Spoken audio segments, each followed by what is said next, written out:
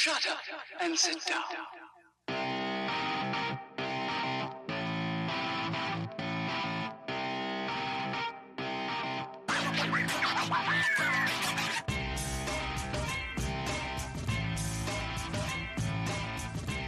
Welcome to the Bricks King podcast, where I'm going to bend your ear about Lego, review those amazing bricks of plastic, and discuss what is new and up and coming around the Lego world. I'm your minifig host, Matt. Let's build on it. Welcome in, everybody. How are we doing today? I am back. I am finally back after a nice week-long little vacation with some family. Got an opportunity to see my very, very dear family, my immediate family, my parents, my siblings, some of my siblings. One of my nephews was at a baseball tournament. He's a huge baseball prospect moving up through. So I was unable to run into him, but it was really nice to just be able to get away and just sit back and relax. I definitely missed being at home. You know, you always miss those things, but it was nice. It was nice to be able to just kind of jet set a little bit and just go back, and do those things, sit around the pool all day, not have a whole lot of responsibilities, that kind of thing. However, with that in mind, we do have some things to talk about, and I wanted to get to this before I took a week-long vacation, but then I was like, you know what? SDCC is coming up, San Diego Comic-Con.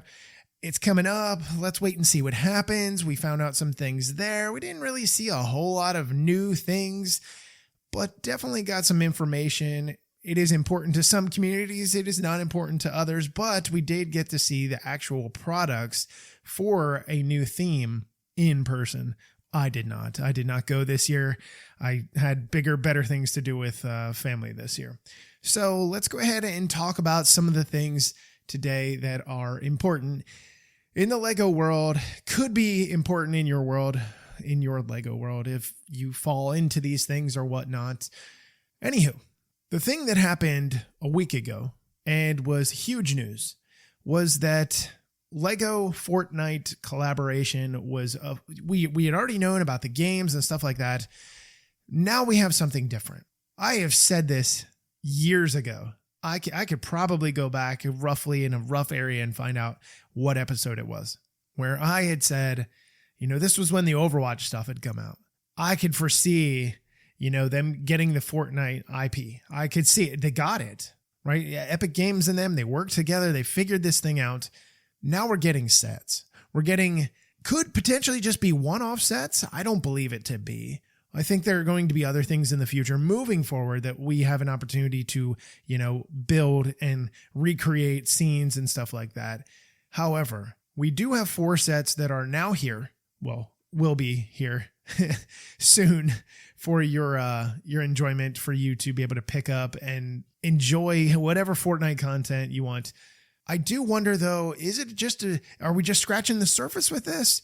Are we really going to be seeing more of this? Is this going to be like a one-off thing or not? So if you have been living under a rock, the 4 sets that are going to be coming are coming October 1st. You can pre-order them right now, so you don't have to wait. You don't have to deal with the rush. I don't think there's going to be that big of a rush. I think they'll be popular. They will definitely not stay on store shelves. I don't think as well as maybe people believe them to be. I think they're going to, kids are going to see these and they're going to be gone. Now, before we do dig into that, there is some troubling news that Fortnite that I had read after this announcement had come out, and it has nothing to do with the Lego group or anything like that. Just the amount of people playing Fortnite, the active folks, has dwindled significantly since the beginning of the year. I don't know why. I don't really play it as often. One of my brother-in-laws plays it. It's his go-to game. He just has some fun with it. He's out there knocking out, 8, 9, 10-year-old kids, or getting beaten by 8, 9, 10-year-old kids, But there was something to it. And I cannot remember the article that I had read about it, but all the statistics, and you saw this large drop. Now, I don't think that it's ever going to go away anytime soon. But it is something, to question. And I think my personal opinion, I believe that they've kind of gotten away from their more traditional base. I used to love playing that game. I would play the crap out of that game. But then it became a little bit too bizarre and stuff like that. And, they're adding a little bit too many features, or the OP features. Those of you that don't know what OP means overpowered. Having that stuff in the game really kind of messed with it for a lot of people. I was a very, very early on Fortnite player. I like the traditional thing. And I know they've done some things here and there to get back to it, but still, it's just not the same. And I don't know if there's just been so much change that it's hard to keep a base. I mean, kids are constantly, used to change and stuff like that, and living and thriving in it. As adults, it may not be the same. Now, with having said that, we're going to get into the sets. If you play it, you love it, awesome. If you like playing the Lego version of it, fantastic. I think that's wonderful. So the first set, well, not the first set, but the one that I want to talk about first, because it's so iconic, is the Fortnite Supply Llama. 77071 is the set number. It's going to retail for $40, 40 euros. You can base your price off of that wherever you live in the world. Anyway, a really cool thing. It's quite large in comparison to what I honestly believed it was going to be. It's much bigger than I thought it was going to be, but you do have all of the little things that you get with this little guy. What do you want to call it?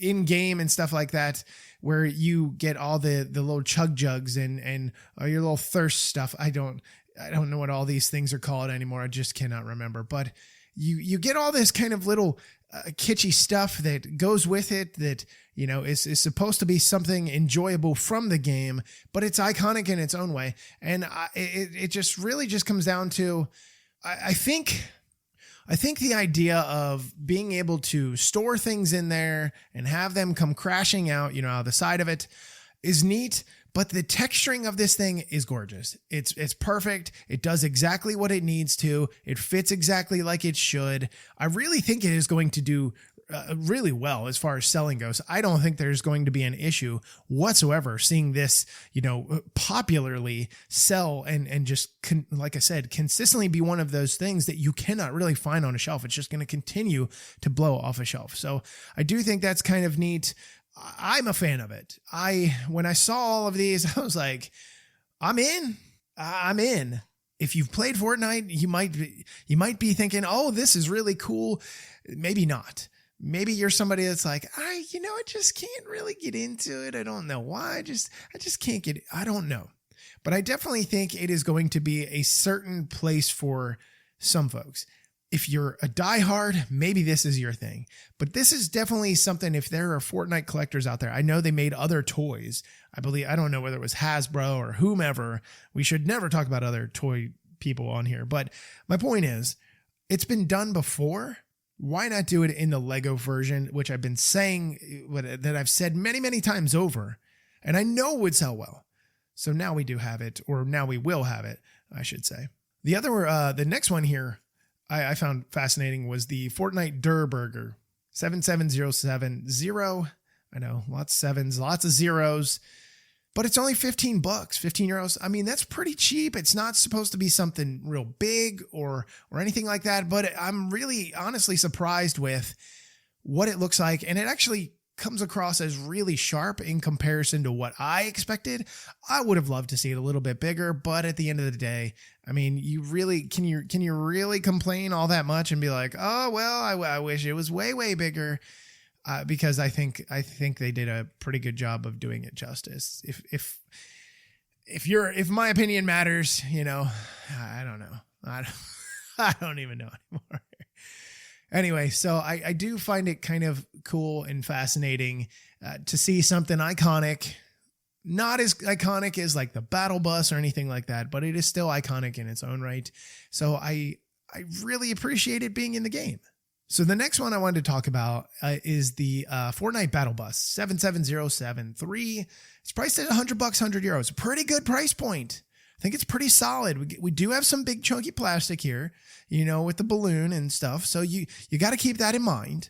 But you're getting a plethora of minifigs in this. Now, some people are going to say, oh, we should have had more minifigs. I honestly think, what is it, 10? 9? You get a pretty good amount for what you need, for what you want to play with, for the beginning of this. I could I would not be surprised to see a CMF collectible minifigs. I would not be surprised to see a wave of that coming in the future. We're getting sets now. I would not be surprised to see it maybe end of the year or maybe in the beginning of the year. I would say probably more like early 2025. I could see it in that point. But that would be fantastic. I would be okay with that. I think that'd be pretty cool. Honestly, that'd be really neat. But the minifigs here aside, you got some really cool ones. So I've got to say, like I said, the plethora that you get here. So you get a battalion brawler, because I don't know all the names of these. I had to go back and find them. But you have Adventure Peely, which I knew that one. You have the Bright Bomber. You have the Cuddled Team Leader. I love that one. The Cube Assassin. Get out of here. The Trespasser Elite. Drift. Meowskulls. I think that is going to be popular. And Raven. Of course, that's going to be popular in its own right. So those are what you're getting as far as minifigs go. And I honestly think, when you look at everything and what you're able to do with the vehicle, just, recreating it and stuff like that. I know it's just a bus. Right? It's a bus. You can take off the roof and everything like that, so you can get all your characters in there and whatnot. And then, of course, on the game, everybody jumps out the back of the bus, so you're able to do that as well. So I guess that's not a bad thing. It is just a bus, though. It is just the iconic nature that makes it more than just a bus. It is it's a blue Lego bus with a balloon attached atop of it. But, you're like, well, what else is there? What else? There's got to be something else. There's really not. It's more of a minifig collection. If you honestly think about it like that, that's probably the best way to go about it. Mentally in your head to be like, oh, well, it's actually, it's more so of like a way of collecting minifigs than it is of doing anything else, which I guess it could be. The next one that we have, the last one I should say that we have, is the Peely Bone 77072. This one is kind of fascinating to me. It's $100, €100, much more pieces. We're talking just over 1,400 pieces in comparison to just under 1,000 for the battle bus. I think you're paying more so for what the battle bus is versus what this is. This is, yes, it's a model and stuff like that, but it's just a completely different experience, a different iconic build versus what this is. This is something that is not intended to be played with. This is something that is going to go on a shelf. Why? Because it actually has a built base. There we go. Black base with the Fortnite logo and, Peely Bone, the name placard and stuff like that you have. So that is kind of neat. I'm fascinated by this build because this is an anatomical build of this Peely Bone. My favorite part of this, I know this is going to sound really dumb, is the intestines. I think it's absolutely hilarious to see his intestines. I thought it was phenomenal. I loved it. I thought it was so stupid cool. I don't know why. Because if you're looking at it from the front, the right side, you just have this banana. You got a bunch of yellow, you got a bunch of tiles, a lot of slope pieces that are in there. And then you have the other side where you've got the skull and all the bones and the rib cage and, the entrails that you have an opportunity to see, which again, like I said, I thought that was a hilarious little, add-in. I don't know why this wasn't. We need more things like this. That's all there is to it. We just need more things like this. I just think it's so funny. It's so cool looking. It's just different. But he comes with two of his weapons. He comes with his little blaster that he's got, which is a really sharp build in its own right. And then you also comes with his what do you want to call it? The axe that they use, to break rocks apart and all that kind of stuff and floors and stuff. If you've never played the game, you have no idea what I'm talking about. However, it's a sharp little build. I think it's going to do really well. I would be okay having this for sure. I would have loved to see the llama have a base as well. Unfortunately, it doesn't, but that's nothing difficult. That's something you can easily do. But on here, it also mentions that he's got some back bling and stuff like that, with his little backpack type his banana bag back bling. My dear God. I know it's Epic Games here. It's not anything else, but My favorite thing about this has to be the fact that it stands at over a foot tall. 14 inches, give it to me. I need it. I need it. I need it. I need it. So Fortnite stuff, if you want it, October 1st is when you can actually get it, but it is up for pre-order. So you can go ahead and get it now. Now, San Diego Comic-Con, there were a few things that we had heard and found out during San Diego Comic-Con. One was something to do with Super Mario. Two was about Ninjago. Ninjago had a panel there yet again this year, and they actually revealed that the next rendition of Dragon's Rising, which I believe it's season 2, part 2, I believe it's part 2 now, is now coming to, it's going to be available to watch in October. Now, another fan media like myself was, I don't think he was there. I don't think Bricks by Mind was there. Anyway, I don't know how this happened, but I woke up the one day, and mind you, I was not at San Diego Comic-Con. I was on vacation, and I woke up and I saw a Twitter, and there apparently was a lengthy hourage about, I believe it was like 10 hours, if I'm not mistaken. I'm not going to be able to find it, where the new season was available on Peacock.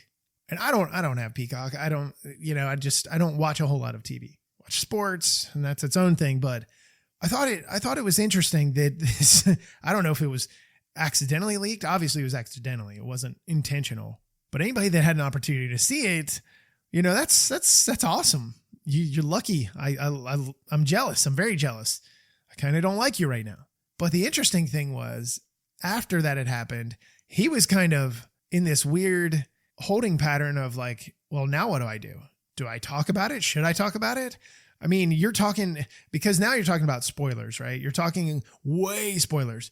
Now, I believe he went on and, mentioned some things, that it was exciting or whatnot, just, basic stuff. But obviously he wasn't the only one.